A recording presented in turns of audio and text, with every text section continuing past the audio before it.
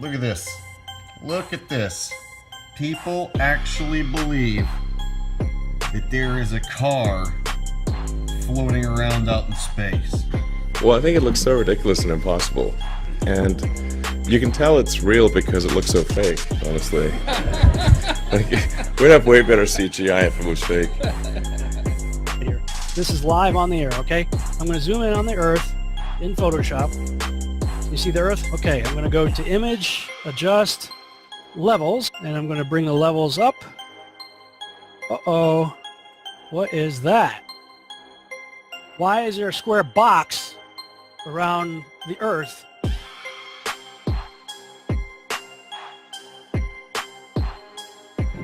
It is Photoshop, but it's has to be. It is Photoshop, but it's has to be. It is the world that has been pulled over your eyes to blind you from the truth. What truth? That you are a slave, Neo. Like everyone else, you were born into bondage, born into a prison that you cannot smell or taste or touch. A prison for your mind.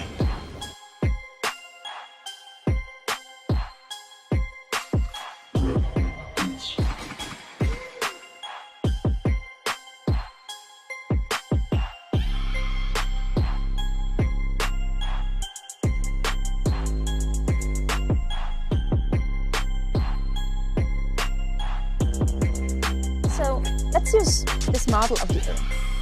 And let's enlist the help of a friend, Taxi. You might know her. Next segment, I'm going to show you how NASA grabs objects in 3D space, rotates them around, manipulates them. They can do this with water, with cloth, anything. And the cool thing about it is we can take what they're doing, what they're seeing with their contact virtual reality augmented lenses and put that on a separate video layer live.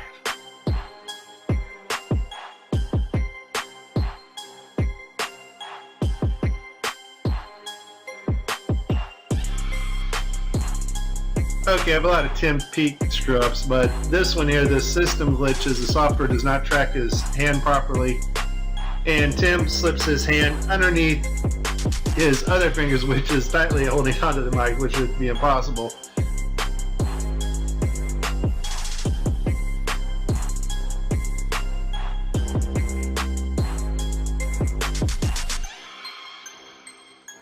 You can tell it's real because it looks so fake, honestly. Like, we'd have way better CGI if it was fake.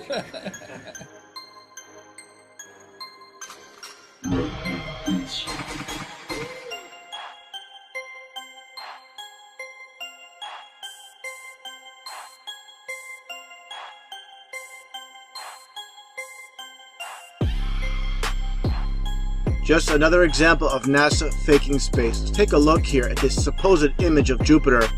Nothing more than CGI fakery. The supposed auroras. Again, at NASA's official website where it states Hubble captures vivid auroras in Jupiter's atmosphere. Here's the problem. The date of June 30th, 2016. Now take a look at this. Another so-called official image of Jupiter. This one's from back in 2014. You see the problem here? Now let's take a closer look at the supposed two images provided from NASA of Jupiter. All the clouds are in the same exact position. Here's a side-by-side. People can't see what's taking place here with NASA. Nothing more than fakery. I mean, give me a break. This is a complete insult. You have a brain in your head.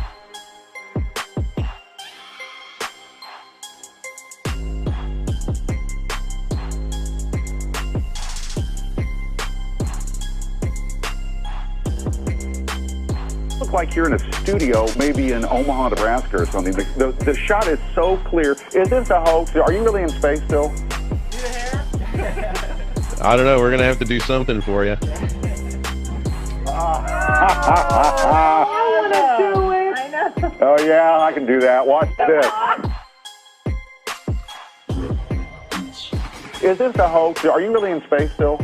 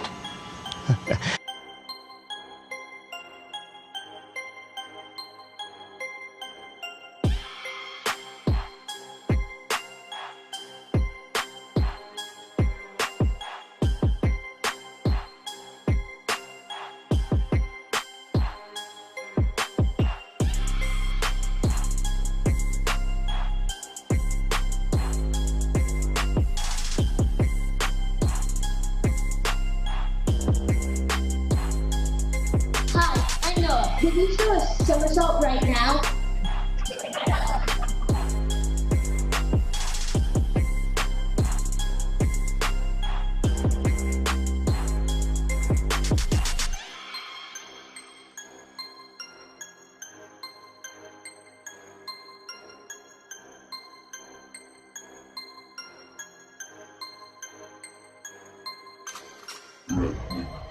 Is this a hoax? Are you really in space still? See the hair? See the hair? And they just start making stuff up. Yeah. Like that Neil Armstrong guy. Have you seen him on the talk shows? Neil Armstrong, you mean the first man to walk on the moon? Talk about a fish story. Yeah. Man, and they're buying it. Oh, yeah.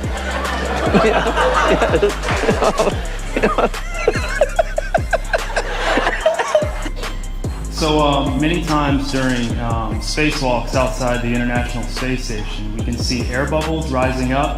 Can you touch on how there are air bubbles in space? Can you be more specific? Air bubbles?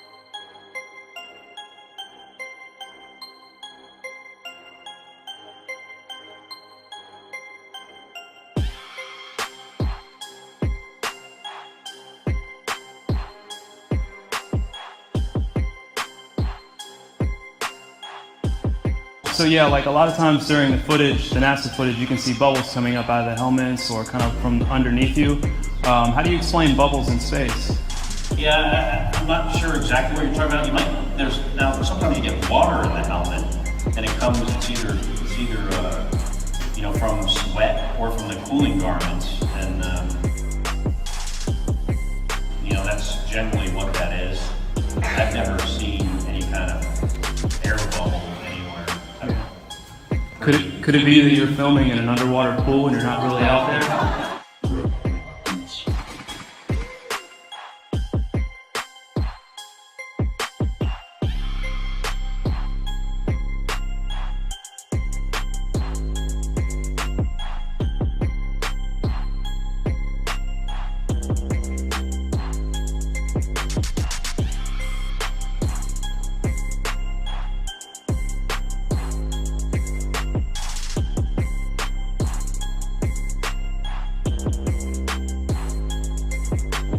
Let me tell you why you're here. You're here because you know something. What you know you can't explain, but you feel it. You felt it your entire life, that there's something wrong with the world. You don't know what it is, but it's there, like a splinter in your mind, driving you mad. You're a coward and a liar and a thief.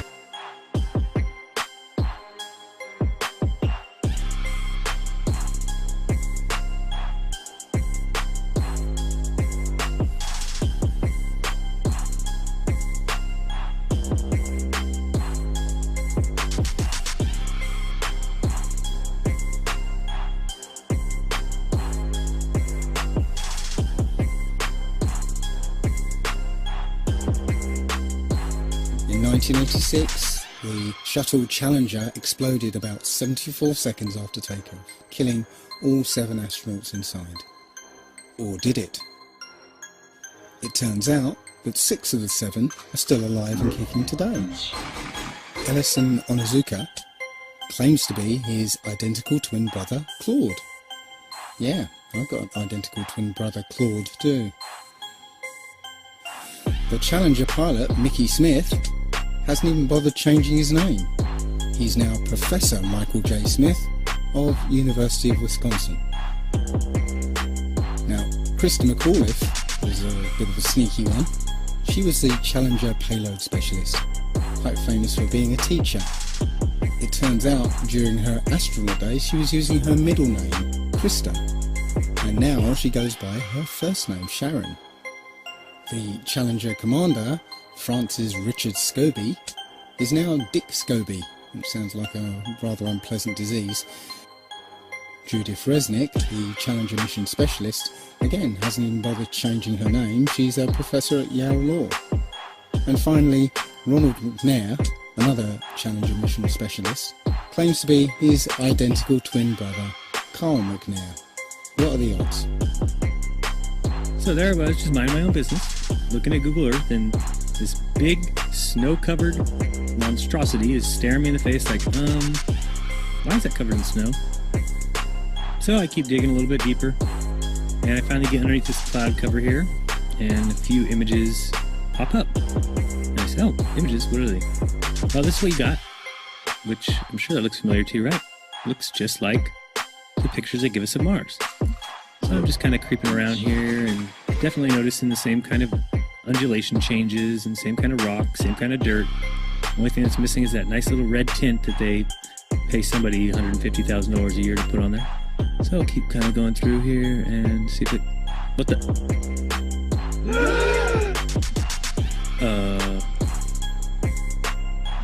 Yeah. So, I got another truck. Oh yeah, it says NASA. What's that say? Mars Project? I think I found out where Mars is, guys. At some point in the future, we're going to look back and say, how did we do it without space?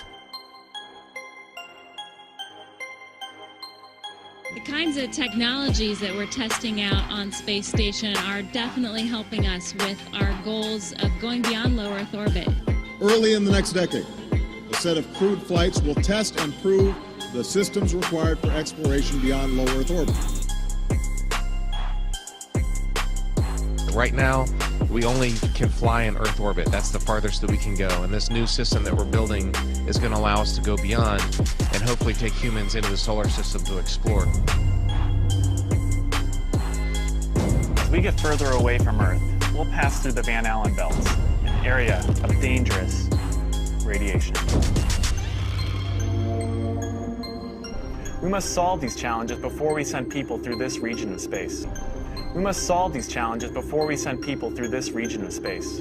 There's a small problem with going to the moon, and inch by inch, NASA is leaking out that they know that there's a problem there. It's called the Van Allen belts, high radiation belts of charged particles around Earth, and we don't know how to get through them, they say. Well, isn't that interesting, because there sure didn't seem to be a problem back in 1969. The moon landing stopped in 1972 and we haven't been back. We haven't been beyond the Van Allen belts. NASA admitted that it had lost the original footage of man's first steps on the moon. Go to YouTube and watch A Funny Thing Happened on the Way to the Moon. It contains newly discovered evidence, which is part of the missing tapes, of outtakes from the first mission to the moon, of them falsifying a shot of being halfway to the moon. For NASA to come out and say that all the tapes were erased, I mean, it's incredible. Geraldo, this isn't just one tape. This is rooms of tape labeled Apollo 11 moon landing. Someone had to physically go and erase it. It's very challenging to try to prove we landed on the moon, and it shouldn't be challenging. The tape should be there. There should be plenty of evidence. I mean, it's proof right there. This is an official NASA photo of the first Apollo 11 lunar module landing on the moon. I mean, it's right there. This is proof, man. It's the picture's right there. It's landing on the moon. But the only problem I have with this picture is that it's taken from the moon.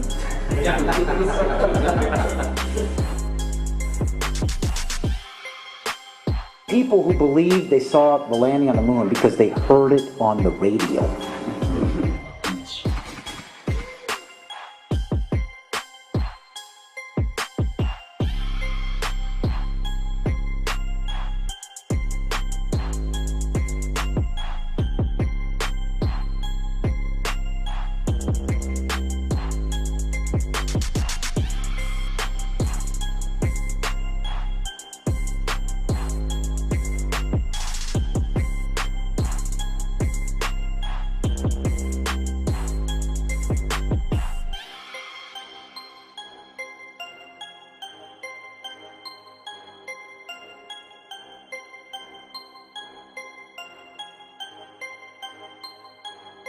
Here's a picture of the INSAT actually being deployed from the spacecraft. Did you see it in the background? There was a guy in the background, man. I'm not kidding you. You can't deny that that's someone in the background. There's a guy moving in the background.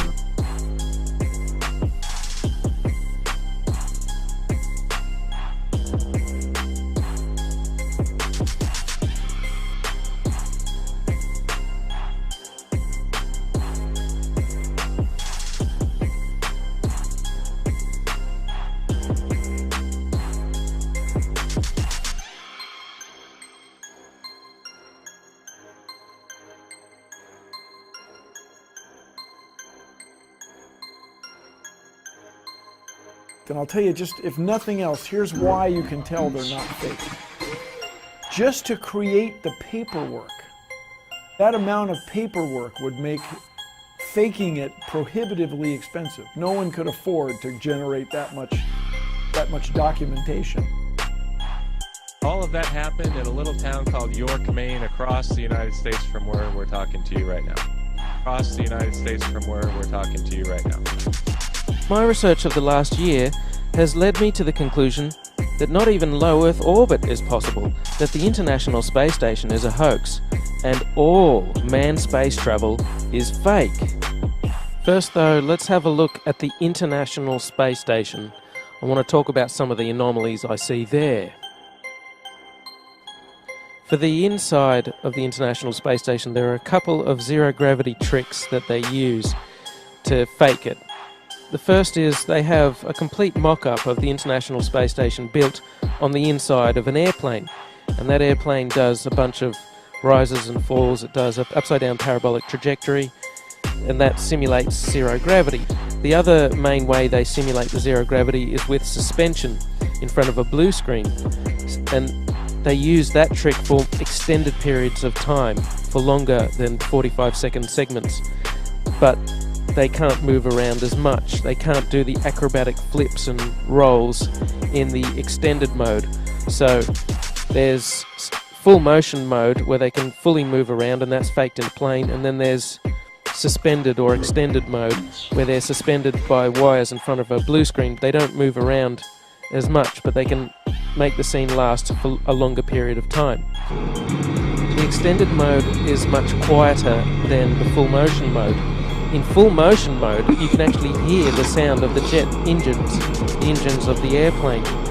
In every single scene of full motion mode, in every segment of the International Space Station, you can hear this loud sound, the sound of the jet engines. You could argue that it's the air conditioning system. Not even an office air conditioner is that loud. And why is there a loud sound in every segment of the International Space Station?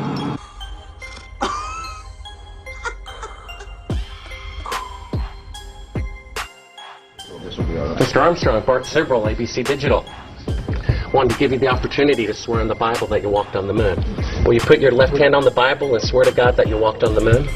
You have $5,000 cash. You can give it to charity if you swear on the Bible that you walked on the moon. Please I have the tape. It'd be fine. Why don't you swear to... Why not? Why won't you do it?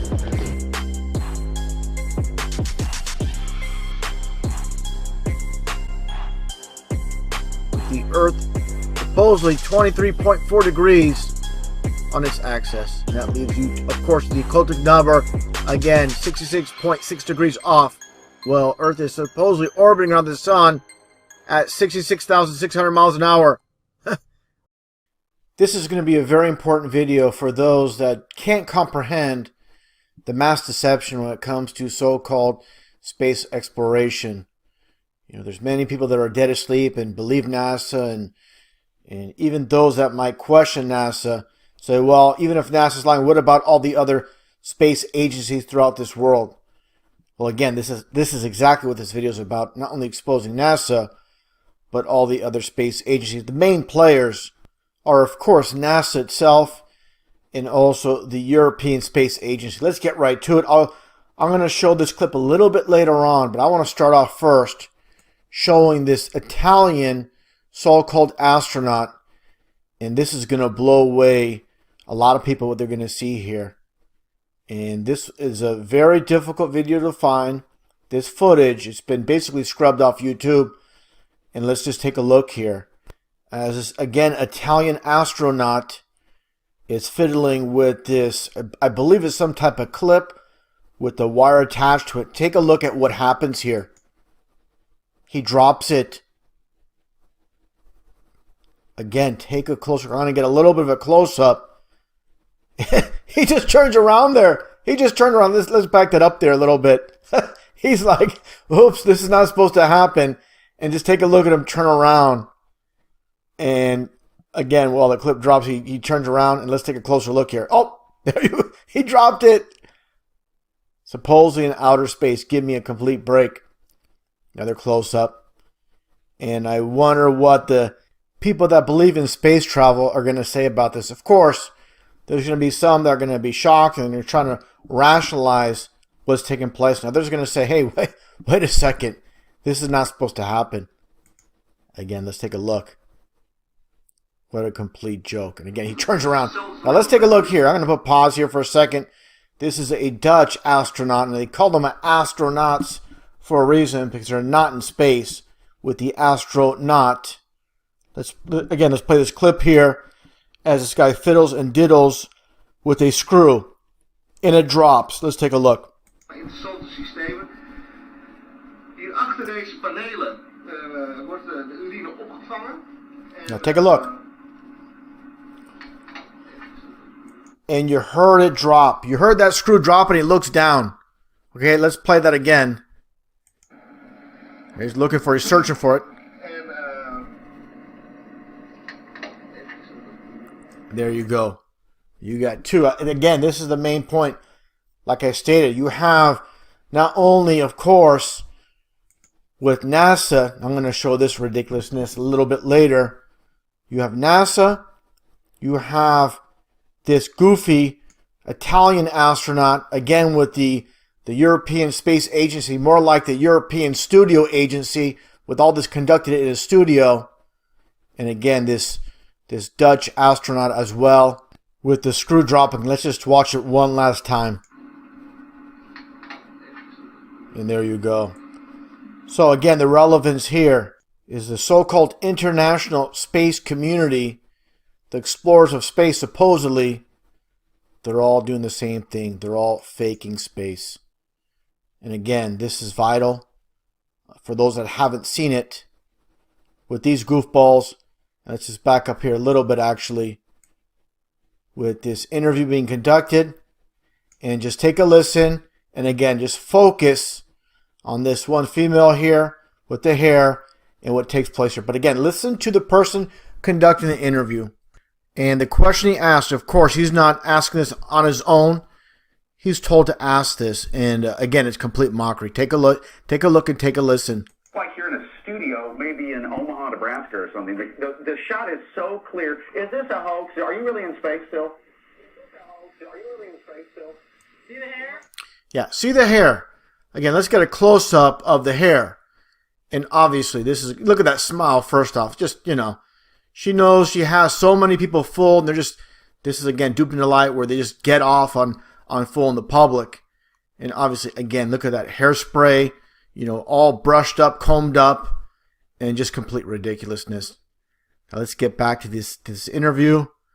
And another point I want to make, let's get right here.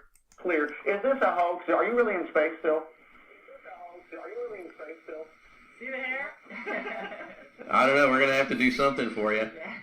Now watch this guy with the U.S. Marine Corps t-shirt and take a look at what he does.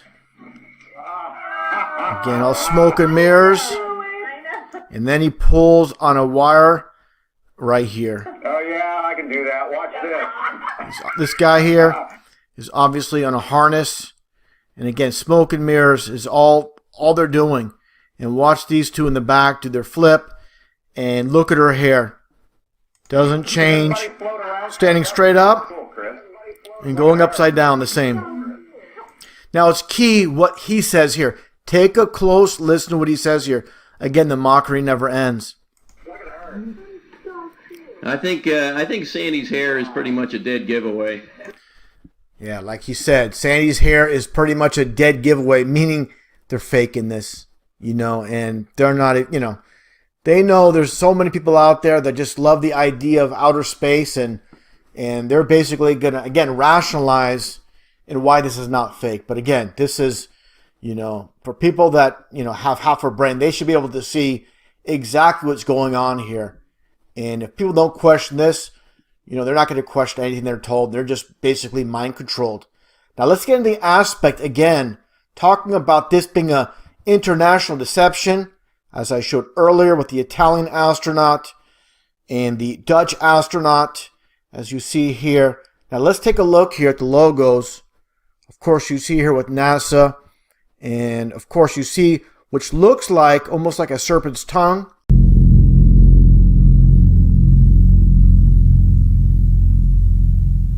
Serpent's tongue is also a vector symbol, as you see here as well. Now let's take a look here at Russia with Roscosmos, and you see the same basic vector or chevron symbolism. Take a look at this image here.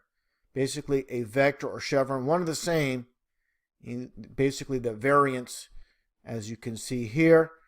When it comes down to, all these so-called space agencies are using the same logo with, again, the chevron. This is China, as you can see. This is India. Okay. And you have Japan.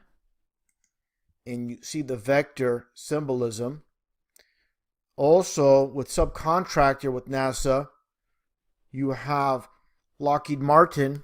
And you clearly see the broken pentagram or the chevron. This is duality when it comes to Freemasonry. Sometimes it's not just the one symbolism. There's dual symbolism. Again, it's all about Masonry. And I find it interesting with Russia and the so-called space station mirror. Here's a patch. And basically, it's a mirror image of NASA's subcontractor, Lockheed Martin, with the reversed two chevrons. And, what it comes down to is this. The chevron, as we all know, the gas station, and you see here the red and blue together makes purple. But again, the chevron, why chevron? And again, this world is run by Masons, and the chevron is 33 in numerology. So basically, when you're looking here, the Masons know this is a 33. And what it comes down to with this world, this mass deception, and this quote by Manly P. Hall, a very famous Freemason, absolutely no hero, but definitely speaking the truth here. It is said that wisdom lies not in seeing things, but seeing through things. And also this very important quote, again by Manly P. Hall, when the human race learns to read the language of symbolism, a great veil will fall from the eyes of men. And this is very key. Nothing's hidden in this world, and again, what it all comes down to is this should be plain to see for everybody. Obviously for those that already know, they're faking space. And for anybody out there that's, is on the fence, this should be, without a shadow of a doubt, with all these screwball actors, goofball actors, the hair, and the people that believe in NASA. And of course, they're going to rage, they're going to be upset. They don't like to be told, basically, their illusion, their false reality has been destroyed. That's basically what it comes down to. Ego's the biggest enemy of truth. And definitely with this video, hope it's passed along and people can see this and show objectively that these people are faking space. Oh, baby, then it fell apart. Fell apart.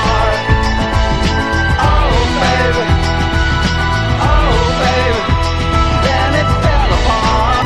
Strange sounds have told me, they held me down every night. I didn't have much to say, I didn't give up the light.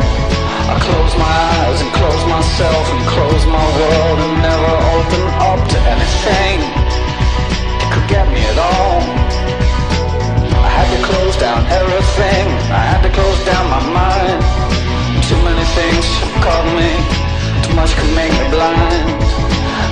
so much in so many places, so many heartaches, so many faces, so many dirty things you couldn't even believe.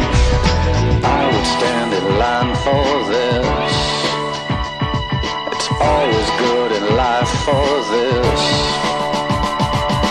Oh baby, oh baby, then it fell apart. It fell apart. Oh baby, then it fell apart. It fell apart. Oh baby, then it fell apart. It fell apart. There is therefore now no condemnation to them which are in Christ Jesus, who walk not after the flesh, but after the Spirit. For the law of the Spirit of life in Christ Jesus hath made me free from the law of sin and death. For what the law could not do, in that it was weak through the flesh, God, sending his own Son in the likeness of sinful flesh, and for sin, condemned sin in the flesh, that the righteousness of the law might be fulfilled in us, who walk not after the flesh, but after the Spirit. For they that are after the flesh do mind the things of the flesh, but they that are after the Spirit, the things of the Spirit. For to be carnally minded is death, but to be spiritually minded is life and peace.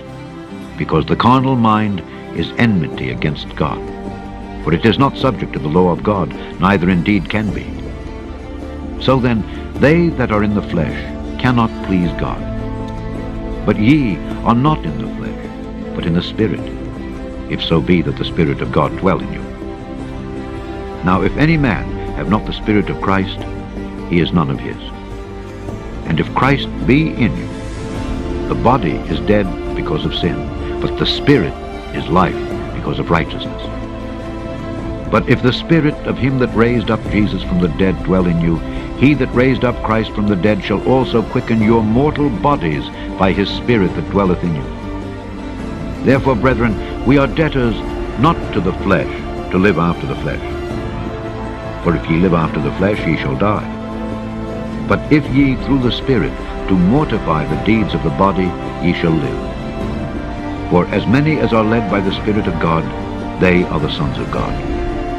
For ye have not received the spirit of bondage again to fear, but ye have received the Spirit of adoption, whereby we cry, Abba, Father. The Spirit itself beareth witness with our spirit that we are the children of God.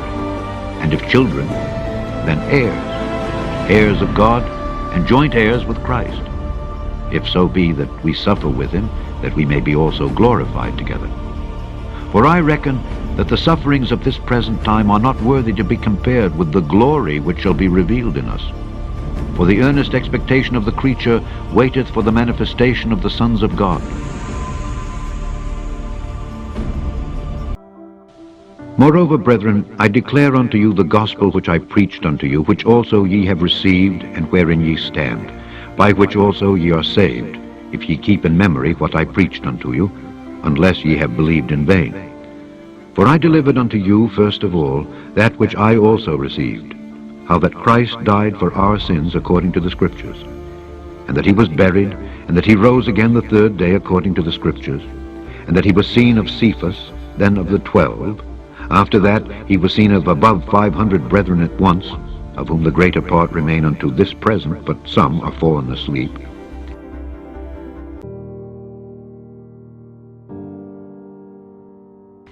For the preaching of the cross is to them that perish foolishness, but unto us which are saved it is the power of God.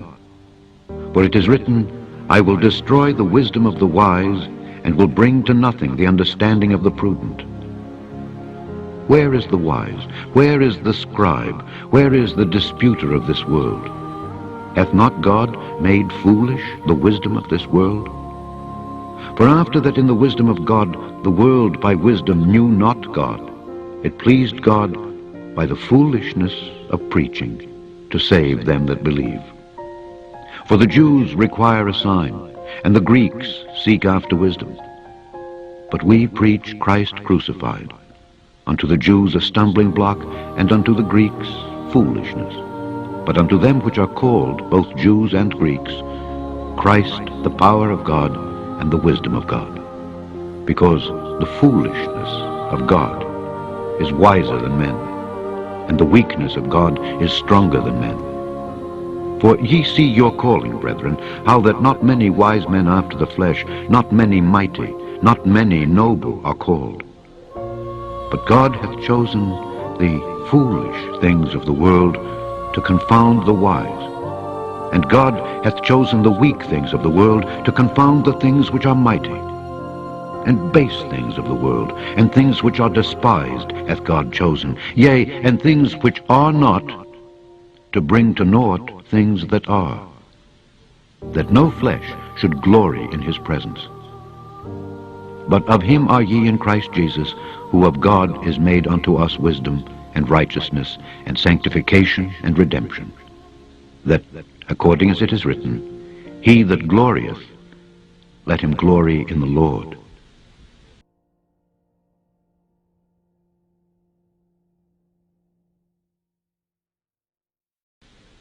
For God so loved the world, that he gave his only begotten Son, that whosoever believeth in him should not perish, but have everlasting life.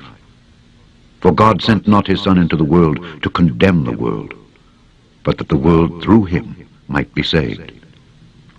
He that believeth on him is not condemned, but he that believeth not is condemned already, because he hath not believed in the name of the only begotten Son of God. And this is the condemnation, that light is come into the world, and men loved darkness rather than light, because their deeds were evil. For every one that doeth evil hateth the light, neither cometh to the light, lest his deeds should be reproved. But he that doeth truth cometh to the light, that his deeds may be made manifest, that they are wrought in God. Time is running out. And there was war in heaven. Michael and his angels fought against the dragon, and the dragon fought and his angels, and prevailed not, neither was their place found any more in heaven. The great dragon was cast out, that old serpent called the devil and Satan, which deceiveth the whole world. He was cast out into the earth, and his angels were cast out with him. Woe to the inhabitants of the earth and of the sea, for the devil is come down unto you, having great wrath, because he knoweth that he hath but a short time. Be sober, be vigilant, because your adversary the devil walks about like a roaring lion, seeking whom he may devour.